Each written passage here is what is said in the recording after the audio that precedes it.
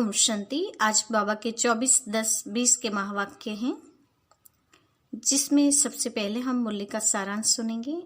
आज विशेष बाबा ने कहा कि शिव बाबा समा है, हम सब आत्माएं सच्चे सच्चे उसके परवाने जो उस पर फिदा होते हैं और उसी का यादगार दीपावली मनाते हैं। तो दीपावली क्यों मनाते हैं? दीपावली यानी देवताओं की ताजपोशी का दिवस। तो सच्ची दीपावली जब हम संगम पर परमात्मा समाज से जुड़कर आत्मा की सच्ची ज्योति जगा लेते हैं, तभी सच्ची दीपावली पूरी सृष्टि ऊपर स्थापित हो जाती है। सारे दिन सच्ची दीपावली होती है। जीवन में एक दिन की दीपावली नहीं, लेकिन पूरी सृष्टि पर दिवाली हो जाती है। ऐसे सतयुग में हम ट्रांसफर हो जाते हैं। बाप आकर अभी हम बच्चों को पूरी सृष्टि का समाचार सुनाते हैं कि तुम निर्वाण धाम में आत्माएं कैसी थी, कैसे तुम्हारा आना हुआ, फिर बाप कौन है, वो आकर कैसे राम राज्य स्थापन करते हैं, हम बच्चों को कैसे विजय माला पहनाते हैं, कैसे हम परवानों की ज्योत जलाते हैं। ये सारा बेहद का समाचार बाप अभी हम बच्चों को सुनाते हैं।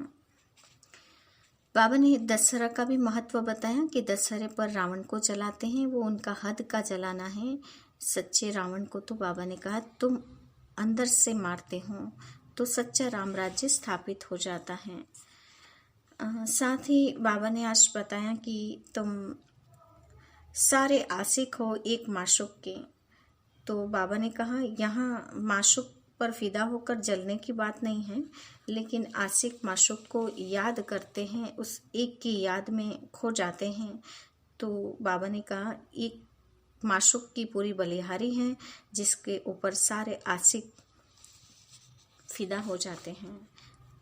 साथ ही बाबा ने सर्विस की ओर ध्यान खिंचवाते कहा कि सर्विस में सदा उमंग उत्साह बढ़ाते रहना है। और सबसे बड़ा दिव्य अलौकिक कर्तव्य बाबा ने बताया बाबा की याद और सबको बाप की याद दिलाना। तो ये था आज की मुरली का सारांश। तो अब हम मुरली की शुरुआत करते हैं। मीठे बच्चे तुम हो सच्चे सच्चे परवाने जो अभी समा पर फिदा होते हो। इस फिदा होने का ही यादगार यह दीपावली है। आज का प्रश्न है, बाबा ने अपने बच्चों को कौन सा समाचार सुनाया है? बाबा ने अपने बच्चों को कौन सा समाचार सुनाया है? उत्तर है, बाबा ने सुनाया तुम आत्माएं निर्वाण धाम से कैसे आते हो और मैं कैसे आता हूँ। मैं कौन हूँ, क्या करता हूँ, कैसे राम राज्य स्थापन करता हूँ, कैसे तुम बच्चों को रावण पर विजय पहनाता हूँ। अभी तुम बच्चे इन सब बातों को जानते हो, तुम्हारी ज्योति जगी हुई है। बाबा ने कहा कि तुम बच्चे कैसे परमधाम से आते हो, मैं कैसे आता हूँ, मैं कौन हूँ, कैसे राम राज्य स्थापन करता हूँ, कैसे तुम बच्चों को रावण पर विजय पहनाता हूँ। इन सब बातों को तुम जानते हो क्योंकि तुम्हारी आत्मा की ज्योति जगी हुई है। गीत है, तुम ही हो माता पिता, तुम ही हो बंधु सखा, तुम ही हो। ओम शांति। मीठे मीठे रूहानी बच्चों ने गीत सुना। आत्माओं ने इन जिस्मानी कर्मेंद्रियों से गीत सुना। गीत में पहले तो ठीक था, पिछाड़ी को फिर भक्ति के अक्षर थे। तुम्हारे चरणों की धूल है। अब बच्चे चरणों की धूल थोड़े ही होते हैं, यह तो रॉन्ग है। बाप बच्चों को राइट अक्षर समझाते हैं। बाप आते भी ये वहां से हैं जहां से बच्चे आते हैं, वह है निर्वाण धाम। बच्चों को सबके आने का समाचार तो सुनाया, अपना भी सुनाया कि मैं कैसे आता हूँ, आकर के क्या करता हूँ। राम राज्य स्थापन करने अर्थ रावण राज्य पर विजय पहनाते हैं। बच्चे जानते हैं राम राज्य और रावण राज्य इस पृथ्वी पर ही कहेंगे। अभी तुम विश्व के मालिक बनते हो। धरती, आसमान, सूर्य आदि सब तुम्हारे हाथ आ जाते हैं तो कहेंगे रावण राज्य सारे विश्व पर और राम राज्य भी सारे विश्व पर है। रावण राज्य में कितने करोड़ हैं, राम राज्य में थोड़े होते हैं। फिर धीरे धीरे वृद्धि को पाते हैं। रावण राज्य में वृद्धि बहुत होती है क्योंकि मनुष्य विकारी बन जाते हैं। राम राज्य में है निर्विकारी। मनुष्यों की ही कहानी है। तो राम भी बेहद का मालिक, रावण भी बेहद का मालिक है। अभी कितने अनेक धर्म हैं, गाया हुआ है अनेक धर्मों का विनाश। बाबा ने जड़ पर भी समझाया है। अब दशहरा मनाते हैं, रावण को जलाते हैं। बाबा ने कहा दशहरा मनाते हैं, रावण को जलाते हैं। दशहरा यानी कि 10 सिर को हराया। यह है हद का जलना। तुम्हारी तो है बेहद की बातें। रावण को भी सिर्फ भारतवासी ही जानते हैं। विदेश में भी जहां जहां भारतवासी जास्ती होंगे वहां भी जलाएंगे। वह है हद का दशहरा। दिखाते हैं लंका में रावण राज्य करते थे, सीता को चुराकर लंका में ले गया। यह हो गई हद की बातें। अब बाप कहते हैं सारे विश्व पर रावण का राज्य है। राम राज्य अब नहीं है। राम राज्य अर्थात ईश्वर का स्थापन किया हुआ सतयुग को कहा जाता है राम राज्य। माला सिमरते हैं, रघुपति राघव राजा राम कहते हैं, लेकिन राजा राम को नहीं सिमरते हैं। जो सारे विश्व की सेवा करते हैं उनकी माला सिमरते हैं। भारतवासी दशहरे के बाद फिर दीपावली मनाते हैं। दीपावली क्यों मनाते हैं? क्योंकि देवताओं की ताजपोशी होती है। कोरोनेशन पर बत्ती आदि बहुत जलाते हैं। एक तो ताजपोशी, दूसरा फिर कहा जाता है घर घर में दीपमाला। हर एक आत्मा की ज्योत जग जाती है। अभी सब आत्माओं की ज्योति उजाई हुई है। आयरन एज है यानी अंधियारा है। अंधियारा माना भक्ति मार्ग। भक्ति करते करते ज्योत कम हो जाती है। भक्ति करते करते बाबा ने कहा सीढ़ियां भी नीचे उतरते आए, ज्योत भी आत्मा की कम होती गई। बाकी वह दीपमाला तो आर्टिफिशियल है। ऐसे नहीं कि कोरोनेशन होता है तो आतिशबाजी जलाते हैं। दीपमाला पर लक्ष्मी को बुलाते हैं, पूजा करते हैं। यह उत्सव है भक्ति मार्ग के। जो भी राजा तख्त पर बैठते हैं तो उनका कोरोनेशन डे धूमधाम से मनाया जाता है। यह सब है हद के। अभी तो बेहद का विनाश, सच्चा सच्चा दशहरा होना है। बाप आए हैं सबकी ज्योत जगाने। मनुष्य समझते हैं हमारी ज्योत बड़ी ज्योत से मिल जाएगी। ब्रह्म समाजियों के मंदिर में सदैव ज्योत जगती है। समझते हैं जैसे परवाने ज्योति पर फेरी पहन फिदा होते हैं, वैसे हमारी भी आत्मा अब बड़ी ज्योति में मिल जाएगी। इस पर दृष्टांत बनाया है। अभी तुम हो आधा कल्प के आशिक। तुम आकर एक माशुक पर फिदा हुए हो। इसमें जलने की तो बात नहीं है। जैसे वह आशिक माशुक होते हैं तो वह एक दो के आशिक बन जाते हैं। यहाँ वह एक ही माशुक है, बाकी सब आत्माएं हैं उनके आशिक। आशिक उस माशुक को भक्ति मार्ग में याद करते रहते हैं। माशुक आप आओ तो हम तुम्हारे पर बलि चढ़े। तुम्हारे सिवाय हम किसको भी याद नहीं करेंगे। यह तुम्हारा जिस्मानी लव नहीं है। उन आशिक माशुक का तो जिस्मानी लव होता है। बस एक दो को देखते रहते हैं। देखने से ही जैसे तृप्त हो जाते हैं। यहाँ तो एक माशुक, बाकी सब हैं आशिक। सब बाप को याद करते हैं। बल कोई नेचर आदि को भी मानते हैं, फिर भी ओ गॉड, हे भगवान, मुख से जरूर निकलता है। सब उनको बुलाते हैं, हमारे दुख दूर करो। भक्ति मार्ग में तो बहुत आशिक माशुक होते हैं। कोई किसका आशिक और कोई किसका आशिक। हनुमान के कितने आशिक होंगे। सब अपने अपने माशुक के चित्र बनाकर फिर आपस में मिलकर बैठ उनको पूजा करते हैं। पूजा कर फिर माशुक को डुबो देते हैं। अर्थ कुछ भी नहीं निकलता। यह वह बात नहीं। यह तुम्हारा माशुक एवर गोरा है, कभी सावरा बनता नहीं। बाप मुसाफिर आकर सबको गोरा बनाते हैं। तुम भी मुसाफिर हो ना, दूर देश से आकर यहाँ पाठ बजाते हो।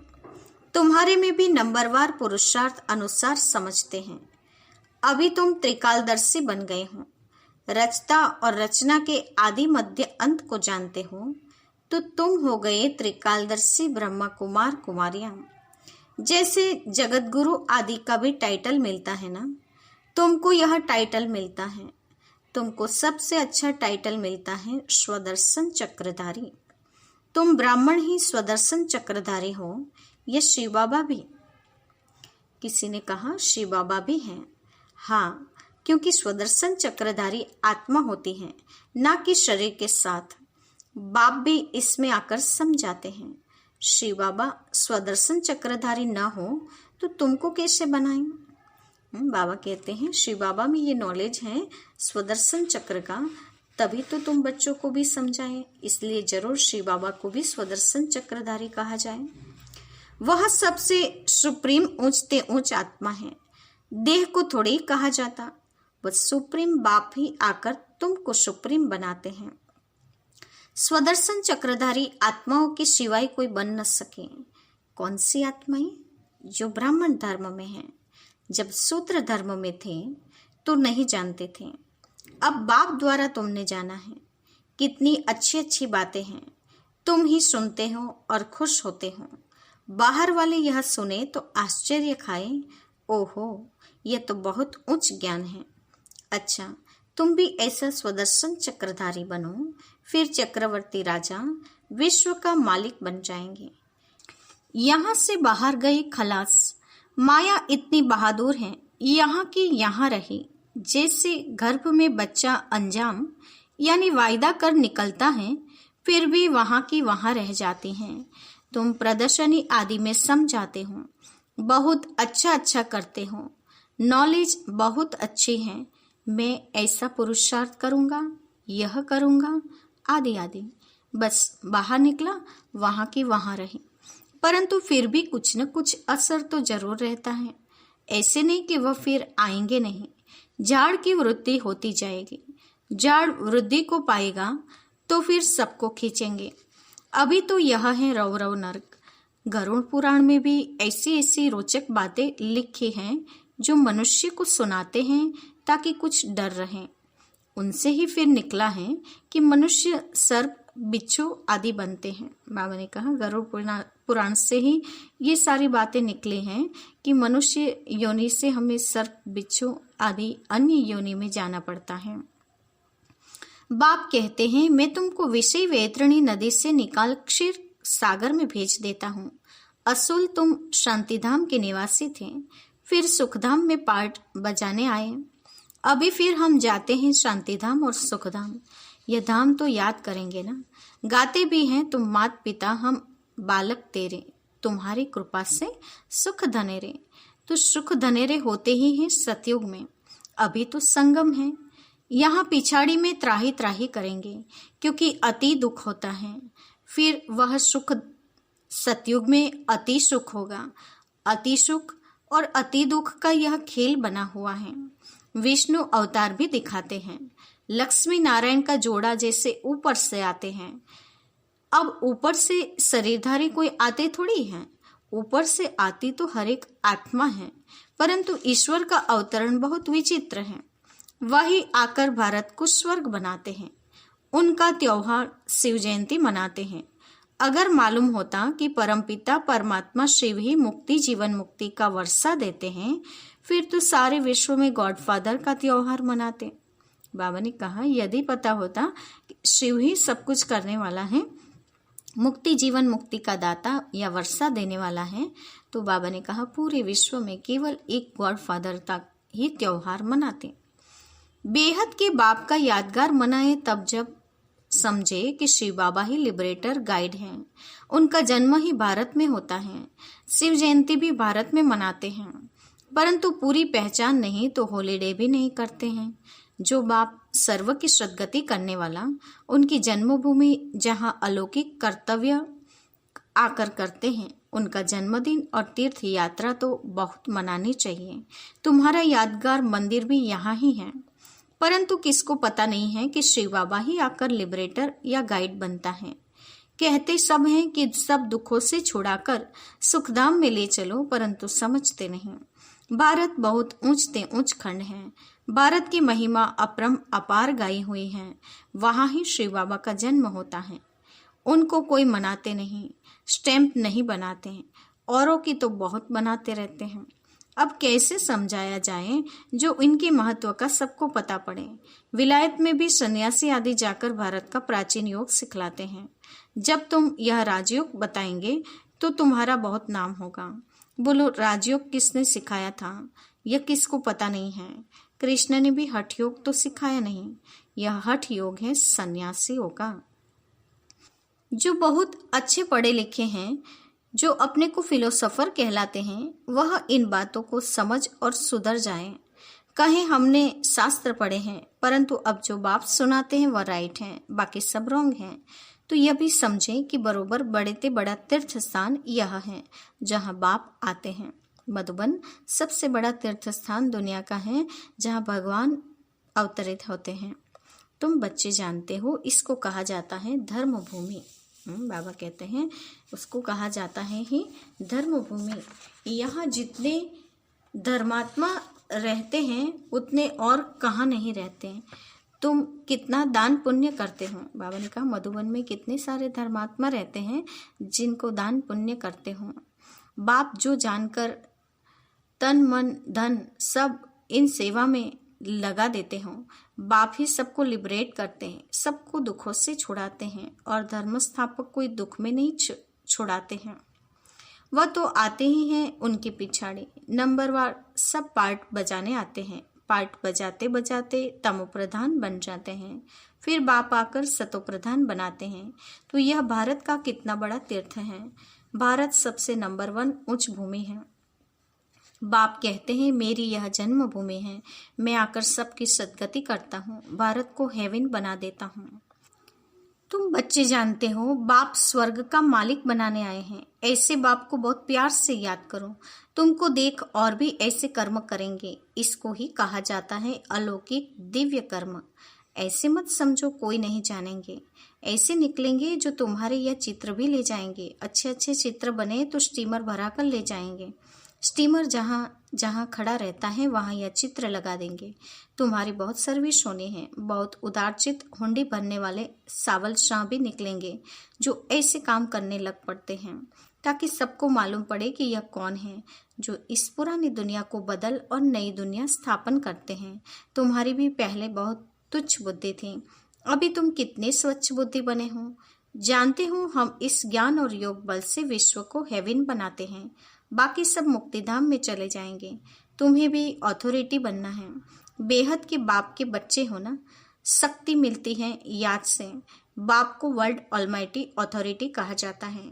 सभी वेद शास्त्रों का सार बताते हैं। तो बच्चों को कितना उमंग रहना चाहिए सर्विस का। मुख से ज्ञान रत्नों के सिवाय और कुछ न निकले। तुम हर एक रूप बसंत हो। तुम देखते हो सारी दुनिया सब यानी हरी भरी बन जाती है, सब कुछ नया, वहाँ दुख का नाम नहीं। 5 तत्व भी तुम्हारी सर्विस में हाजिर रहते हैं। अभी वह डिसर्विस करते हैं क्योंकि मनुष्य लायक नहीं। बाप अभी लायक बनाते हैं। अच्छा, मीठे मीठे सिकिलदे बच्चों के प्रति माता पिता बाप दादा का याद प्यार और गुड मॉर्निंग। रूहानी बाप की रूहानी बच्चों को नमस्ते। हम रूहानी बच्चों की रूहानी माता पिता बाप दादा को याद प्यार और नमस्ते। पूरी मुरली का धारणा युक्त मुख्य सार। पहली पॉइंट, रूप बसंत पर मुख से सदैव ज्ञान रतन निकालने हैं। सर्विस के उमंग में रहना है, याद में रहना है और सबको बाप की याद दिलाना है। यही दिव्य अलौकिक कार्य करना है। दूसरा, सच्चा सच्चा आशिक बन एक मासूक पर फिदा होना है, अर्थात बलि चढ़ना है, तभी सच्ची दीपावली होगी। आज का वरदान है गृहस्थ व्यवहार और ईश्वरीय व्यवहार दोनों की समानता द्वारा सदा हल्के और सफल भव। गृहस्थ व्यवहार और ईश्वरीय व्यवहार दोनों की समानता द्वारा सदा हल्के और सफल भव। सभी बच्चों को शरीर निर्वाह और आत्मनिर्वाह की डबल सेवा मिली हुई है, लेकिन दोनों ही सेवाओं में समय का, शक्तियों का समान अटेंशन चाहिए। यदि श्रीमत का काटा ठीक है तो दोनों साइड समान होंगे, लेकिन गृहस्थ शब्द बोलते ही गृहस्थी बन जाते हो तो बहानेबाजी शुरू हो जाती है।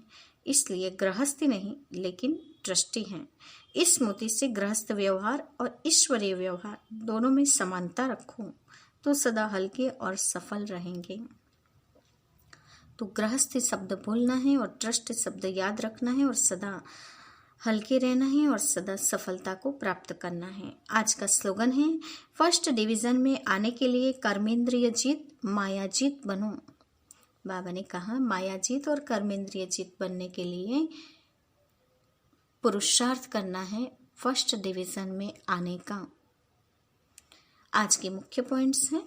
आज विशेष बाबा ने हम बच्चों को रूप बसंत बन के ज्ञान रतन निकालने के लिए कहा है। साथ ही बाबा ने कहा तुम सच्चे सच्चे परवाने हो, समा पर फिदा होने वाले, और जब समा पर परवाने फिदा होते हैं तभी सच्ची दीपावली होती है। साथ ही बाबा ने बताया कि तुम आत्माएं निर्वाण धाम में कैसे आती हो, कैसे मैं आता हूँ, मैं कौन हूँ, आकर कैसे राम राज्य स्थापन करता हूँ, कैसे तुम बच्चों को विजय माला पहनाता हूँ, कैसे तुम आत्माओं की ज्योत जगती हैं। ये सारा समाचार बाप अभी हम बच्चों को समझाते हैं।